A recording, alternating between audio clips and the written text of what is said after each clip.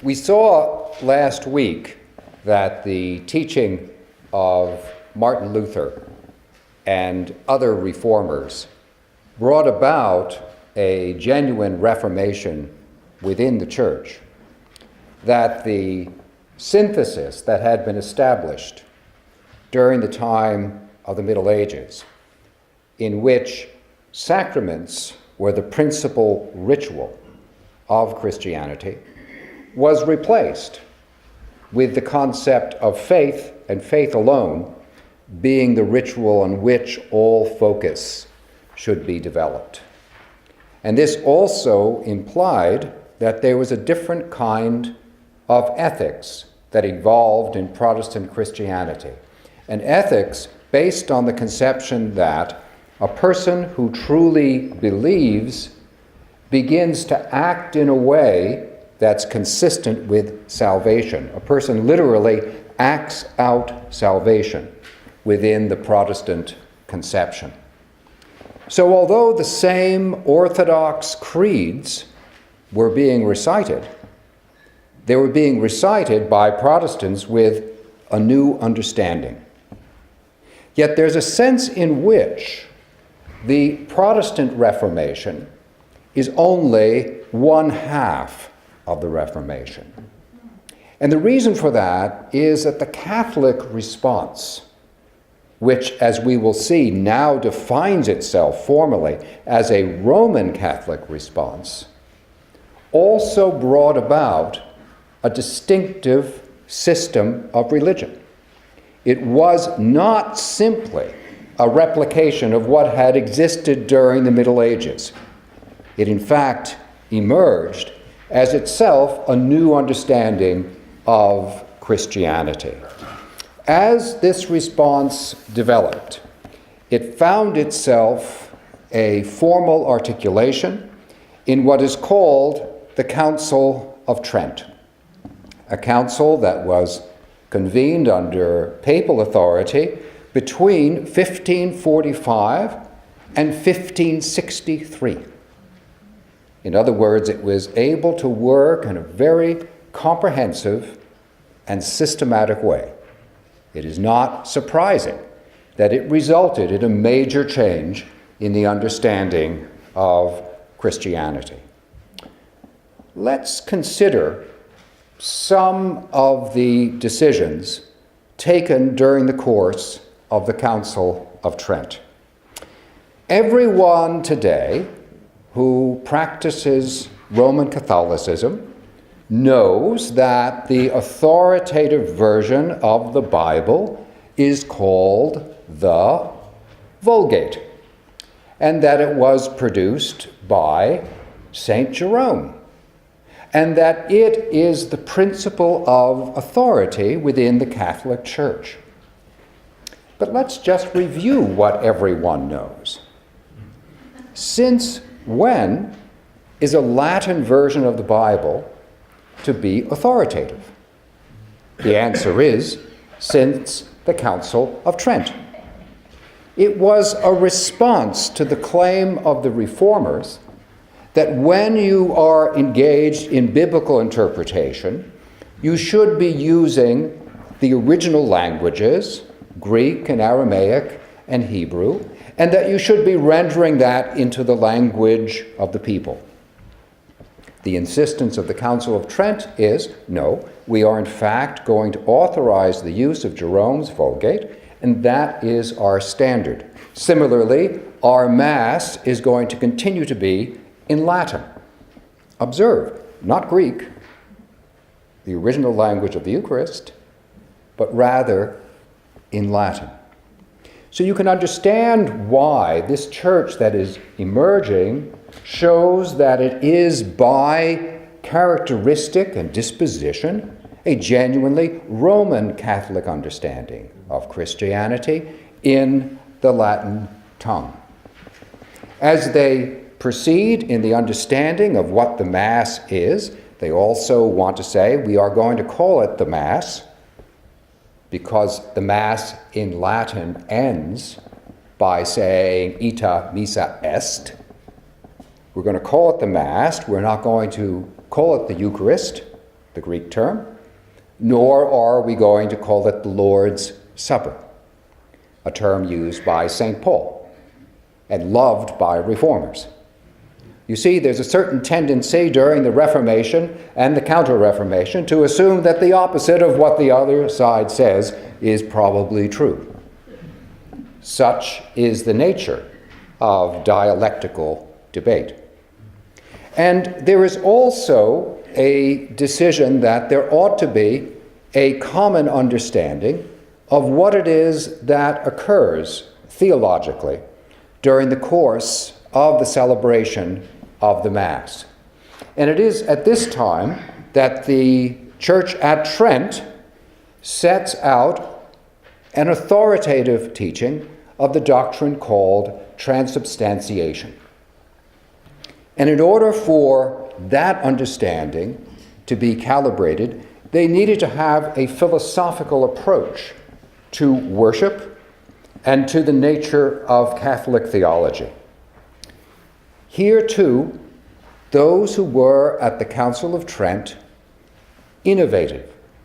Before Trent, Jerome and his Vulgate were one Latin translation among others that had slowly made its way into use. Some people still objected to Jerome, finding him too innovative. In a similar way, the philosopher that the Council of Trent elevated to be the premier theologian of Christianity had been a controversial figure until this time. This was Thomas Aquinas. And the reason for which he was controversial was that earliest Christian theology had basically proceeded on the basis of the teaching of the Greek philosopher Plato, with his conception that there is an ideal world of forms which we cannot perceive, which is actually the basis of reality.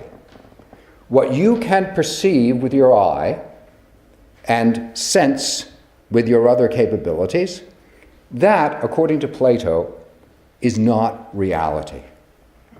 That is only a copy of reality.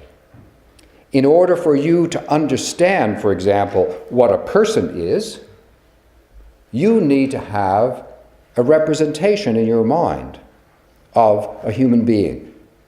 And that's what permits you to recognize another person or any other substantial entity in the world.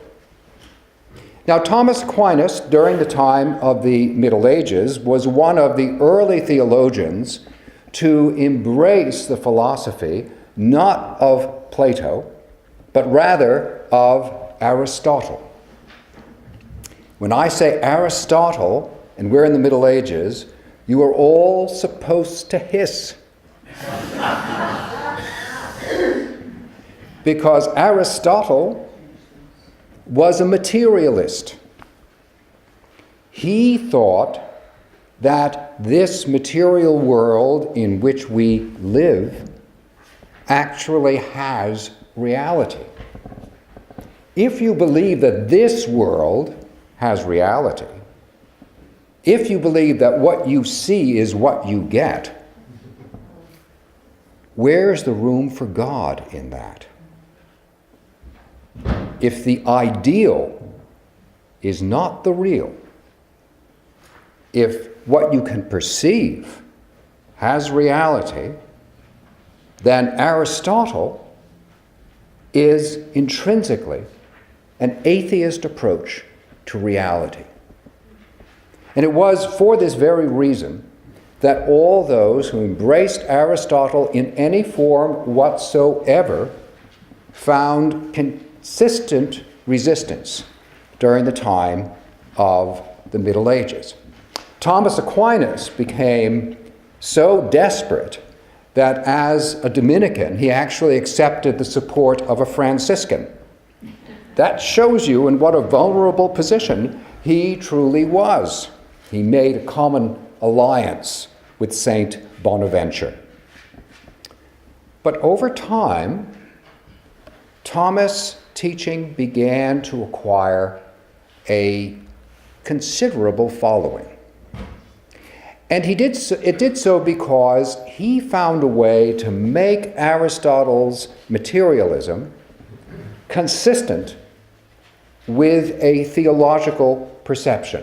And I'll give you the example of his teaching of transubstantiation, because that's an example of how he works it out and why he became the premier theologian of Roman Catholicism many centuries after his death. It's interesting, isn't it, that the greatest theologians, Paul, St. Francis, Thomas Aquinas, often only acquire their recognition long after their demise.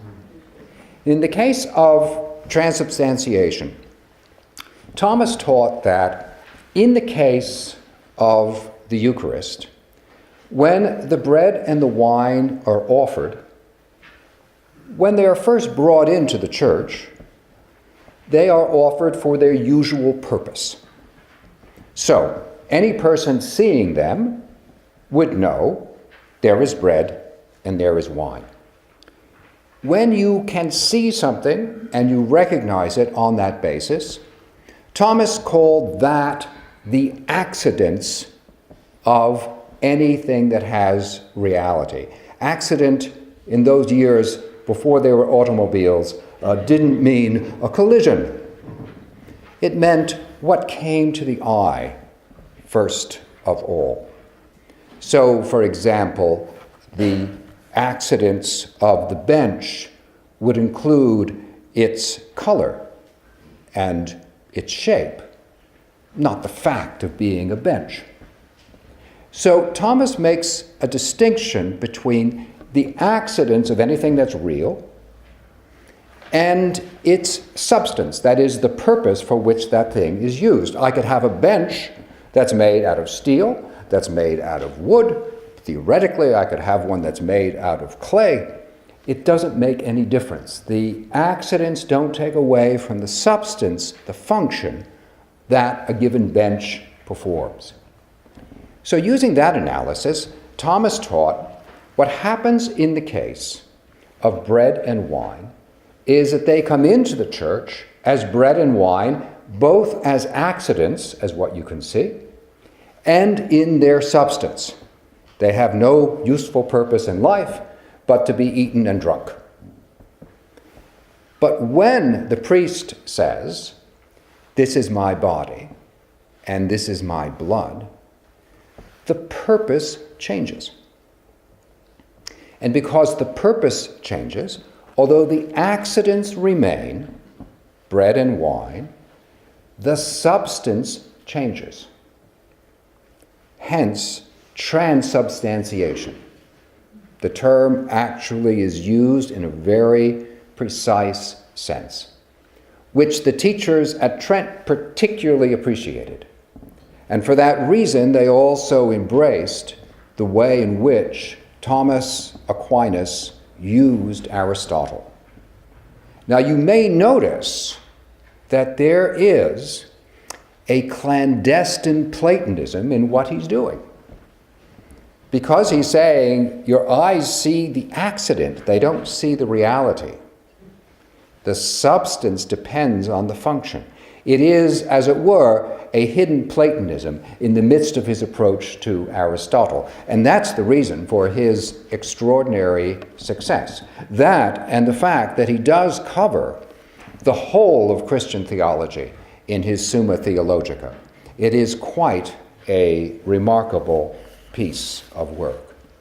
Now, at the same time, as Trent set out these major changes and authorized teaching along the lines of Thomas Aquinas, it also did reform the Roman Catholic Church in the ordinary sense. It no longer was willing to promote the practice of absentee clergy, that is, of clergy who would sometimes arrange to receive a living from a given church or a given diocese, and then never go there. Instead, you would rent the living out to someone else, making a profit for yourself.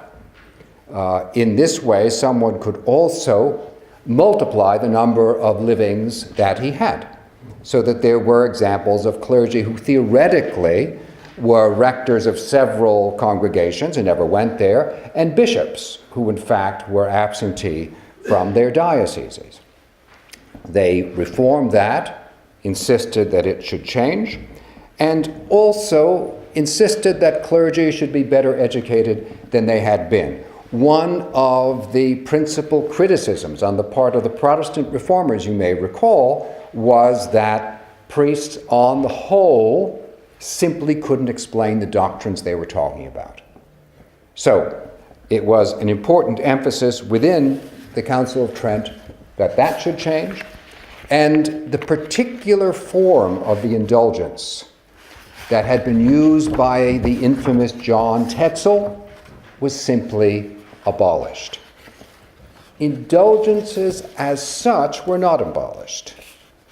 Pope Francis still gives them out all the time, but they are not paid for.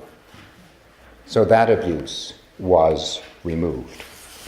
The result of this was a fresh understanding of the way in which the church as a whole ought actually to conduct itself. And if you turn over to page 2 of the handout for today, you'll see that I've given you some information in regard to one particular contribution which happened at the same time as the Council of Trent and considerably increased its influence as a result. This was the foundation of the Society of Jesus, more popularly known as the Jesuits.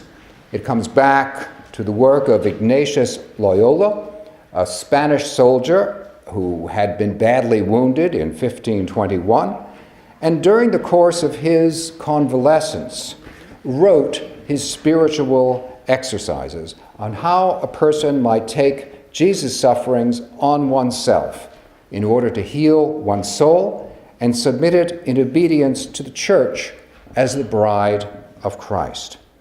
And what he was doing, Ignatius was brilliantly combining two elements.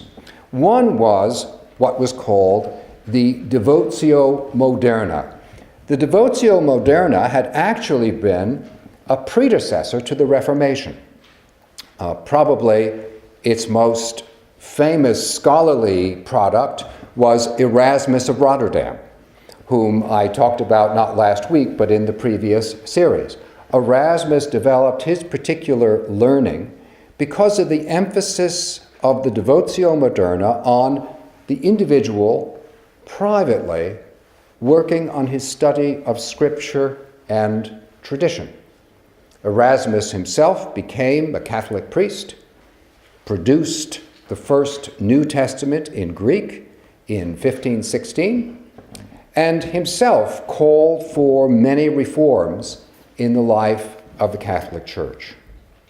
Another splendid product of the Devotio Moderna was a work still used today called The Imitation of Christ by Thomas à Kempis, which speaks of the way in which an individual can, by personal contemplation, come closer to Christ. Ignatius clearly understood the value of those contributions, and he also combined them with his sense that, as part of your imitation of Christ, obedience is included, obedience to the church as the bride of Christ, and that means in particular to the Pope as being Christ's vicar on earth, that the Pope stands in the place of Christ and is therefore owed that kind of obedience. The Jesuits, a bit like the other figures I've talked about earlier, Jerome and Thomas Aquinas, were controversial in their own times because the other movements of monastics and friars, the Dominicans, the Franciscans, the Benedictines, saw themselves as already obedient, and in effect, the Jesuits, in placing this emphasis on obedience to the Pope, appeared to be trying to trump them. And they were right. The Jesuits were. And they were extraordinarily successful because they put their emphasis on ministries of education at every possible level, picking up that desire at the Council of Trent to make sure that priests would be better educated. And if you think of Catholic institutions of higher learning in this country, you will see the extraordinary influence the Jesuits have had in our history and also continue to have. In doing that, Ignatius Loyola with his Jesuits and the Council of Trent were together producing a fresh system of the religion of Christianity, which you can see on the bottom of page 2. Under ritual, in one sense, this seems a return to what you could call the status quo ante, what was going on prior to Martin Luther, because you see that the sacraments are there again. But you remember my saying that during the Middle Ages there were some people who counted up 84 sacraments, like Hugh of St. Victor? Council of Trent gives us our 7. And it also, along with the sacraments, within its understanding of ritual, includes hierarchy, includes the understanding of the Pope as being Christ's vicar on earth. Now this obviously means that Roman Catholicism has a profile that makes it incompatible not only with Protestantism, but also with the orthodoxy of the Eastern Church, which sees the Pope as having local jurisdiction on metropolitan Rome, just as the Bishop of Constantinople has his influence there, and the Bishop of Moscow has his influence there. So you can see that this is now a fresh system which is coming into light. Similarly, within the understanding of orthodoxy, just as the Protestants had added on to their understanding of the creeds a particular emphasis upon justification by faith alone, so in the Roman Catholic system, yes, the creeds are recited, but on top of that there is an appeal to a new view of what's usually called the magisterium, that is, the teaching authority of the Church. And this is strongly represented by the Jesuit movement that I just referred to.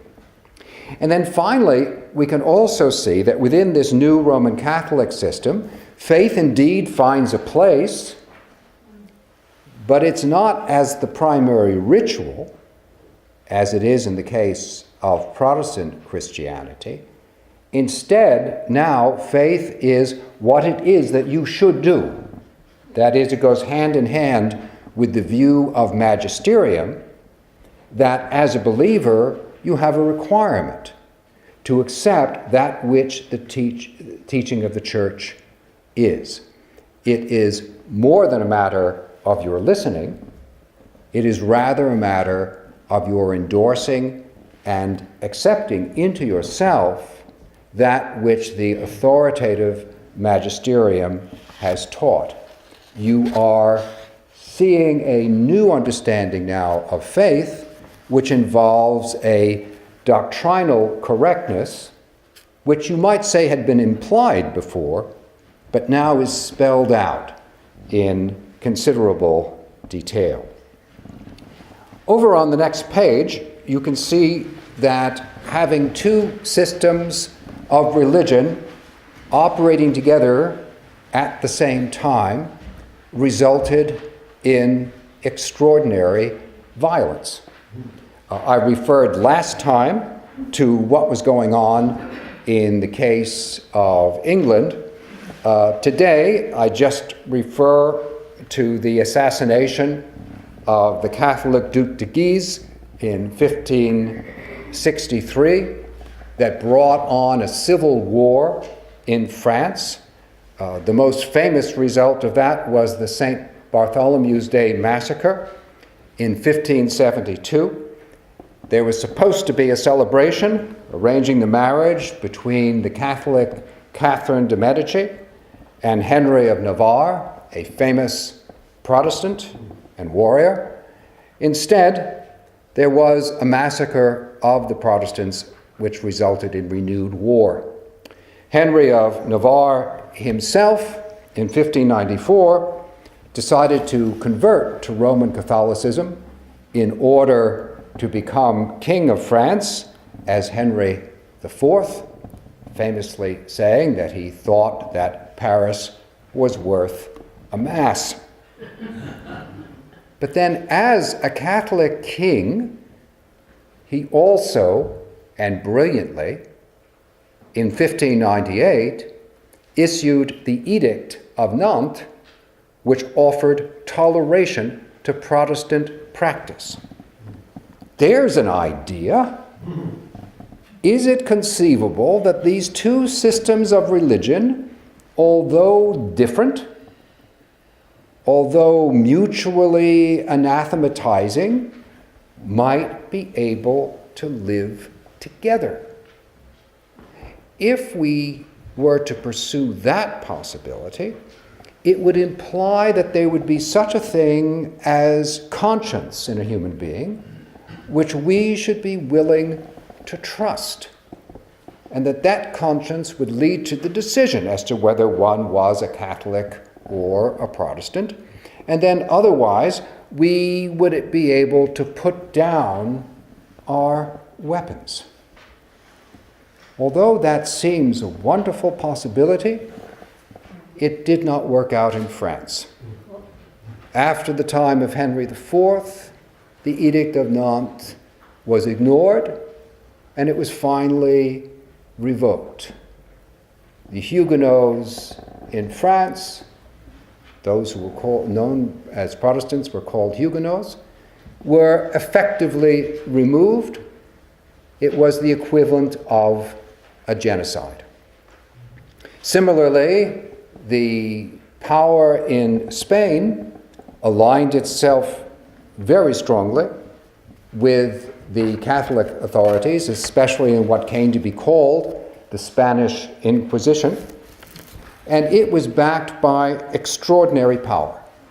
So that, as I mentioned last time, in 1571, Philip II's fleet completely destroyed the Ottoman fleet in the Mediterranean. And then that's of the English merchant ships which he faced. But this victory, this strange victory, resulted in the case of English thought with a view that came to be called the divine right of kings, which I've given you an example of on page 4. In England, James I, as he was called there, he was called James VI when he was in Scotland. He also changed religions. He was Anglican when he was in England and became Presbyterian when he went to Scotland. Still is the case. The Queen is the head of the Church of England and of the Church of Scotland. Therefore, she changes religion every time she goes on vacation. It's really quite remarkable. These extraordinarily violent times led to the view that the monarch, whoever the monarch is, embodies the sovereignty of a people. Whether it's Gustavus Adolphus in Scandinavia, or Philip in Spain, or Henry in France, or Elizabeth or Mary or James in the case of England, each of these nation states held to the view that they had sovereignty as a matter of divine right through the king, usually king, rarely queen. And so James wrote to his people, "As there is not a thing so necessary to be known by the people of any land, next to their knowledge of God, as the right knowledge of their allegiance according to the form of government established among them, especially in a monarchy, which form of government, as resembling the divinity, approaches nearest to perfection, as all the learned and wise men from the beginning have agreed upon, unity being the perfection of all things.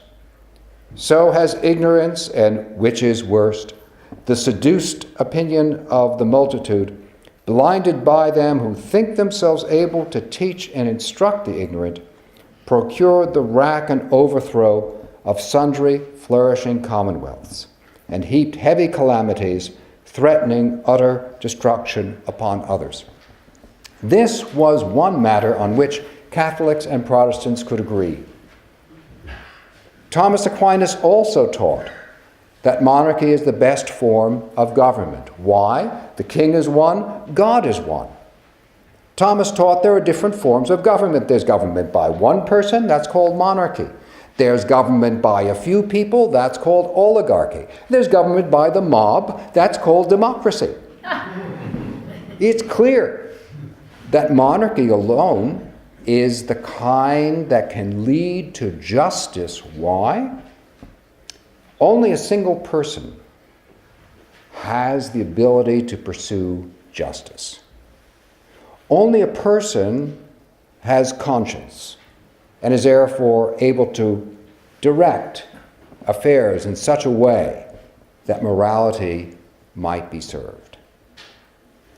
But when you look at the appeal of monarchy as being a matter of the efficacy of conscience, that raises that niggling issue that also came up at the time of the Edict of Nantes. It's not only kings who have a conscience. Individuals generally may be said to be human beings because they have conscience. And if that's the case, if conscience is actually a part of human identity, then might it be possible for us to go back to Henry of Navarre's idea and to say not only that people should be able to choose between Protestant and Catholic, only those two, by the way, we are not thinking of any other possibilities. Is it possible to conceive that people might choose between Protestant and Catholic? And by the way, if that's the case, could they also, in some sense, be held to govern themselves? We are on the cusp of the Enlightenment, and we'll visit that next week. Thank you very much.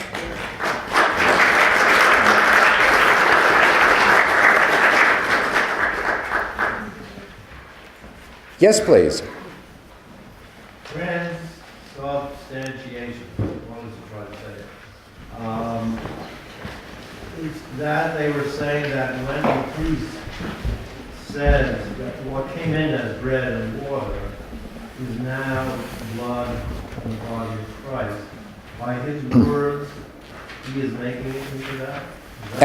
Excellent question. The question which I'll repeat for the sake of the Cardinal of Red Hook is, does Thomas Aquinas teach that when the priest says, "This is my body, this is my blood," does the bread and wine become in substance the body and blood of Christ? And the answer is yes.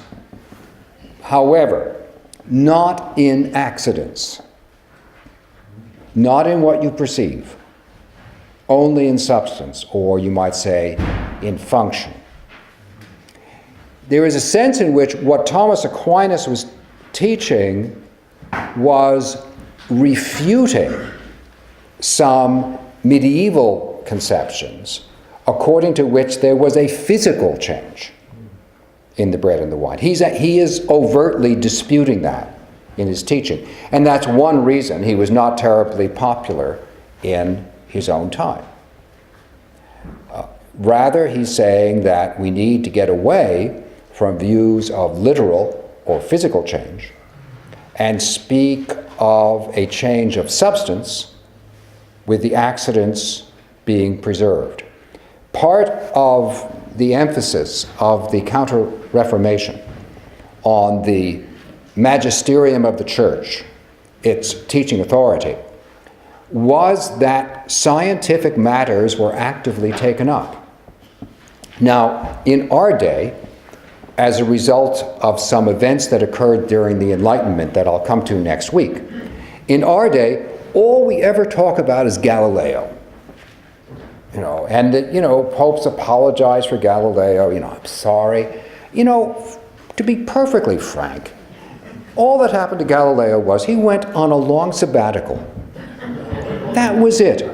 And if you read Galileo's own words, what you'll see is, in his own time, the people that nagged him most when he propounded the idea that Copernicus is right, right? The sun's at the middle of the solar system, we're not at the middle of the solar system. And moreover, Copernicus was also a churchman, taught this is theologically a more beautiful system because it's rather more like a monotheist view of how the whole universe works. Galileo agreed with that and also thought his own observations backed it up. So he propounded it. Not an original idea, but he propounded the idea that Copernicus was right. And when he does, people attack him. He had horrible book reviews. And so he writes back bad book reviews on the book reviewers, right? And his complaint when he writes is, why don't these professors get off my back? He doesn't talk about church authorities. He talks about professors. He made the mistake of appealing to the Pope. And there had been a change of popes.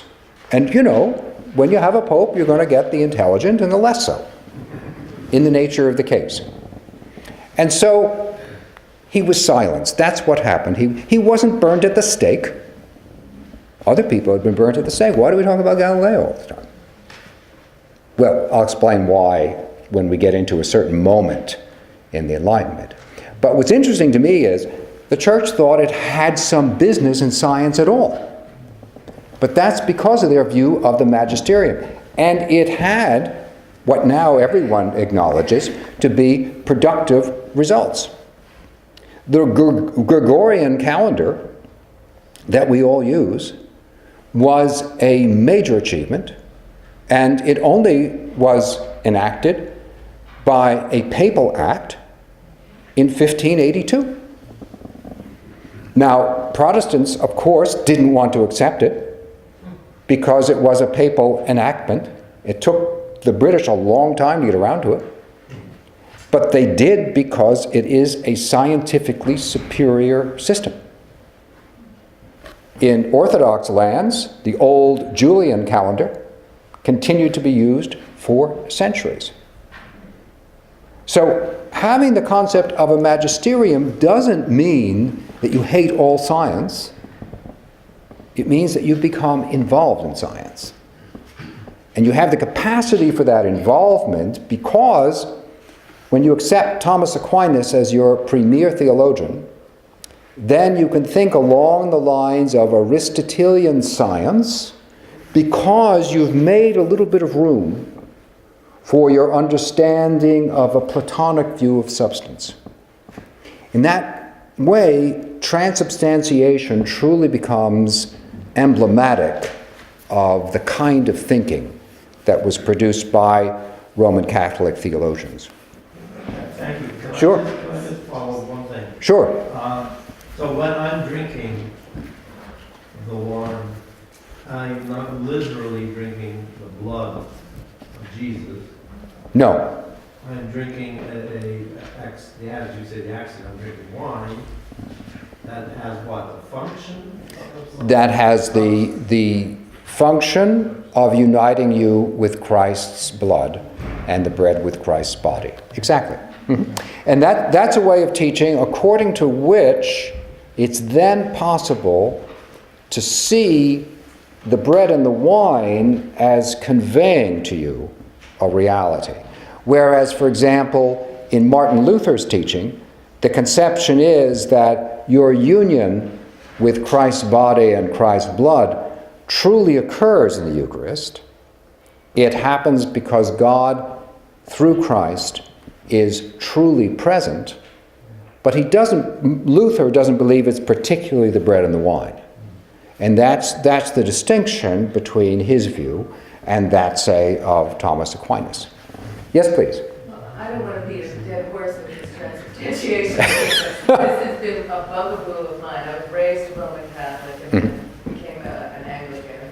And the famous story about Mary McCarthy saying, Flannery O'Connor saying to Mary McCarthy, if it's just a symbol, then to hell with it. I was taught as a child that in the Catholic Mass, the bread and the wine, well, there was no wine when I was growing up, but the bread was literally the body of Christ, as opposed to all other churches where they were just making believe. Was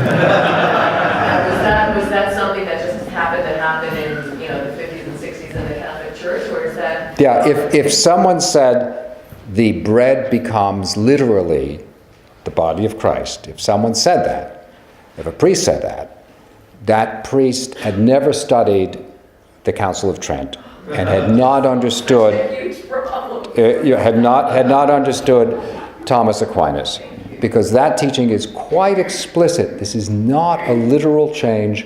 This is a substantial change. And it always means then you need to explain the difference between the accidental and the substantial.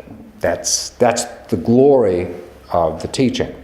I must say, I myself am not personally swayed by it, but I think it is a brilliant way of working out sacramental teaching in that fashion, which keeps it away from superstition. Because there were those in the Middle Ages, and there were in America in the 50s and 60s, those who thought of this in a superstitious way. You still hear, I know many people who were taught, when you receive the wafer, don't chew it. Because if you chew the wafer, it's going to bleed. Right? Now, that's not Thomas Aquinas. This is not the way in which he's trying to develop his teaching. But it shows you what happens if you're not attentive to the task of educating when you have a doctrine such as that, which is part of the magisterium. And that's why the Council of Trent wanted to have both of them involved. Yes, please. The Vulgate, if that is the standard, and I think it still is, how does it accommodate new biblical research?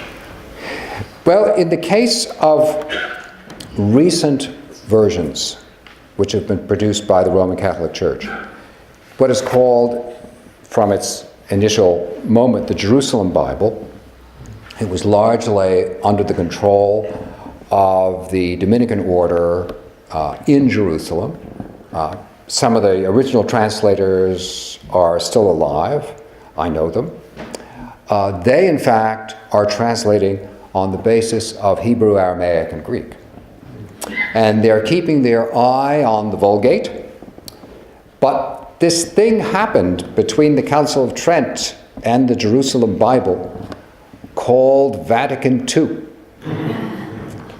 And the Second Vatican Council did set out that biblical translation was to be into the language of the people on the basis of the original biblical languages.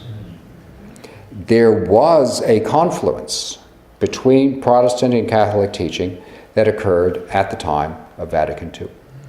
In that regard, and also in others, for example, the teaching that a person is saved by grace alone. Martin Luther had a very happy couple of years during the time of the Second Vatican Council. There were moves made by the Roman Catholic Church which clearly acknowledge Protestant teaching from the time of the 16th century. So today's Catholic Church is in fact in the midst of a tug of war. Many thought that the Second Vatican Council had gone too far. So, for example, not Pope Francis, but Pope Benedict had authorized a much easier use of the Latin Mass, whereas Vatican II had insisted that the Mass ought to be in the language of the people. In that and other respects, what one can see is that there's been a tendency to pull back from Vatican II, as it's called, on the part of some popes.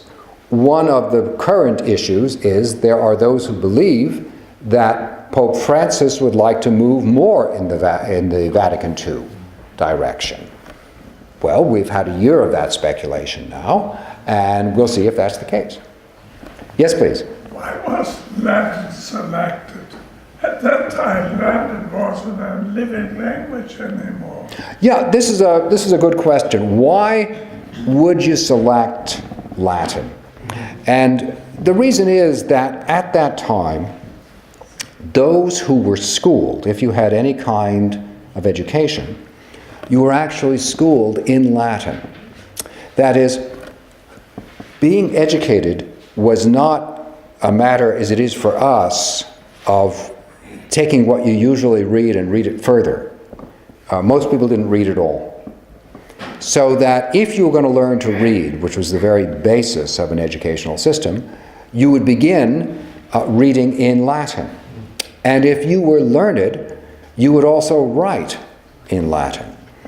So Erasmus of Rotterdam, who produced the first edition in the West of the New Testament in Greek, right? The first edition in the West of the New Testament in Greek was in 1516. You know, they didn't call them the Dark Ages because there was a lot of light around. People really didn't master ancient languages other than Latin, but then Latin became the mark of learning, and you would write your dissertations in Latin, you would defend your work to someone else in Latin. It also meant, by the way, that Latin was an international language.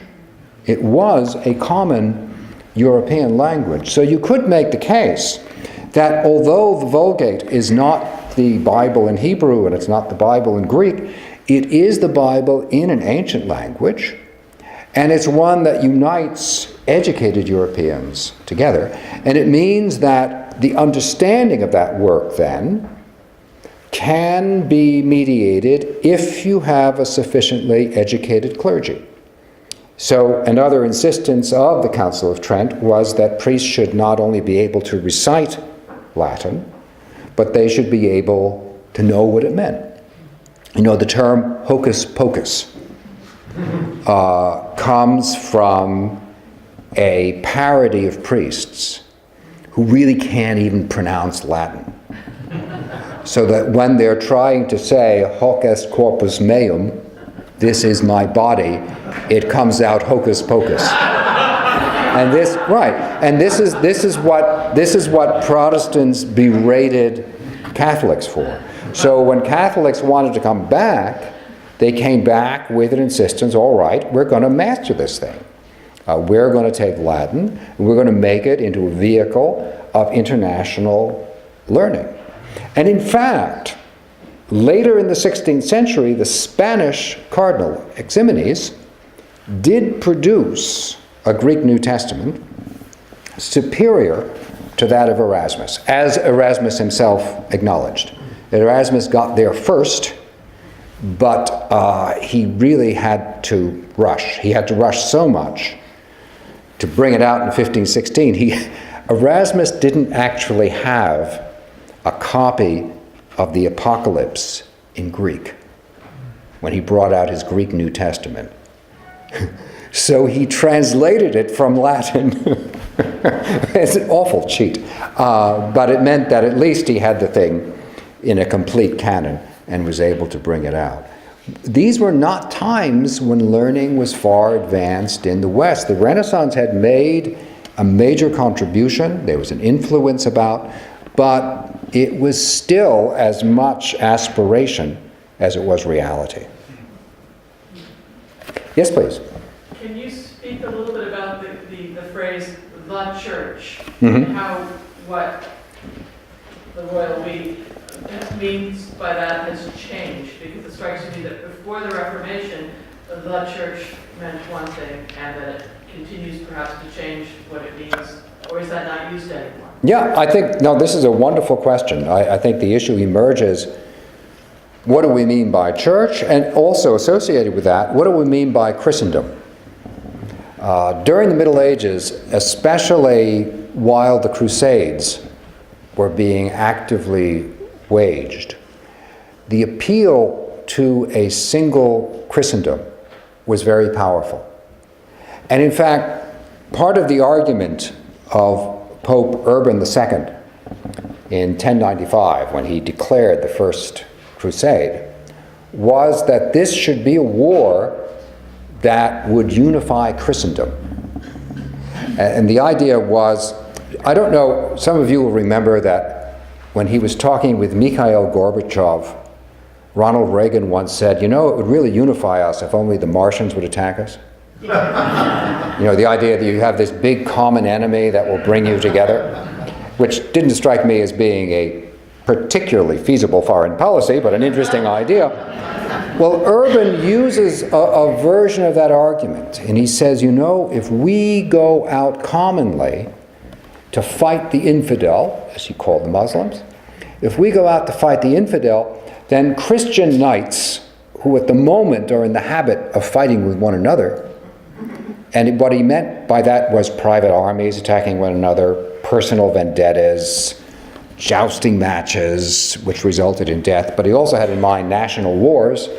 We'll get past that, and in addition, we're going there on behalf of our Greek Orthodox brethren. So we're going to see to the unification of a giant Christendom, which would then include what were at that time understood to be two churches. That is, you had a European church, which generally styled itself as Catholic, though it would also call itself Orthodox. And you had a Eurasian and Eastern church, which generally characterized itself as being Orthodox, though it would also say it's Catholic too. So you had two churches, aspiration for one Christendom. What happens during the Reformation, when we use that term to include the Counter-Reformation, is you have a subdivision of churches on the European side, so that you can then argue and see explicit arguments over the issue.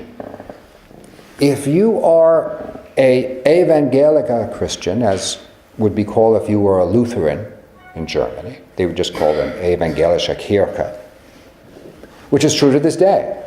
I mean, Germans don't call themselves Lutherans. You know, if you fill out your tax return in Germany, this time of year one thinks of such things. If you fill out your tax return in Germany, while you're filling out the return, you can also give money to the church. And it's either the Katholische Kirche or the Evangelische Kirche. That's your choice. But notice, there are now clearly two churches, at least. Because in addition to the Lutheran configuration of what it means to be Reformed, there are others. There are Calvinists. There are Zwinglians. Is the Church of England Protestant? Is it Catholic? Hard to say. If you belong to the Church of England, is that a church?